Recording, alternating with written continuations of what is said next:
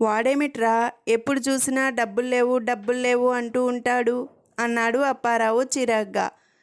ఏమైంది, నిన్నేమన్నా డబ్బులు అడిగాడా అనుమానంగా అన్నాడు రాజు. నేను అడిగితే లేవన్నాడు అప్పారావు కోపంగా సమాధానం చెప్పాడు. సురేష్, ఏ వస్తువు కొనాలన్నా మా ఆవిడ 2 కారణాలు చూపిస్తుందిరా అన్నాడు. మారుతి, ఏమిటవి అని అడిగాడు.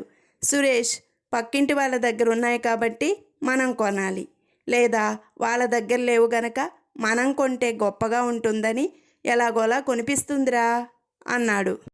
స్వాతి, పెళ్లి చూపులకు వచ్చిన అబ్బాయిని ఒక్క మాటతో మోర్చిపోయేలా చేశావా, ఎలాగే అని అడిగింది.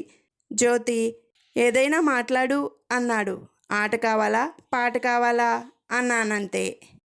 కొడుకు, అమ్మ నిన్న రాత్రి టాయిలెట్ కని తలుపు తీస్తే లైట్ దానికదే ఆన్ అయ్యింది. అమ్మ, ఒరి వెదవా, నీకెన్నిసార్లు చెప్పాను ఫ్రిడ్జ్లో టాయిలెట్ వెళ్ళొద్దని. బుకింగ్ క్లర్క్, ఏమిటి అప్పుడే మీరు 4వ సారి వచ్చి టికెట్ తీసుకుంటున్నారు, అన్నీ ఒకేసారి తీసుకోవచ్చు కదా అని అడిగాడు. ప్రేక్షకుడు, ఏం చేయమంటారండి, ఎవడో పిచ్చోడు గేటు వద్ద అస్తమాను నా టికెట్ చింపేస్తుంటే ఎక్కడ చావునండి అన్నాడు. టీచర్, ఒరే బుజ్జి, హిట్లర్ అంటే ఎవర్రా అని అడిగింది. బుజ్జి, మెగాస్టార్ చిరంజీవి సార్ అన్నాడు. హలో రామారావు గారా అడిగాడు సుబ్బారావు. అవునండి, మీ ఫ్యామిలీని రేపు మా ఆవిడ భోజనానికి పిలిచింది కదా అడిగాడు. అవును, 11 గంటలకు వచ్చేస్తాం అన్నాడు రామారావు.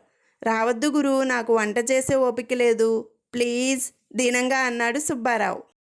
లేడీస్ సీట్లో కూర్చున్న రాము రాగానే లేచి సీట్ ఇవ్వబోయాడు. పర్వాలేదు కూర్చోండి, నేను నిలబడతాను చెప్పింది రాధ. మళ్ళీ ఇంకో స్టాప్ రాగానే రాము లేవబోగా వద్దొద్దు కూర్చోండి మళ్ళీ అంది రాధ.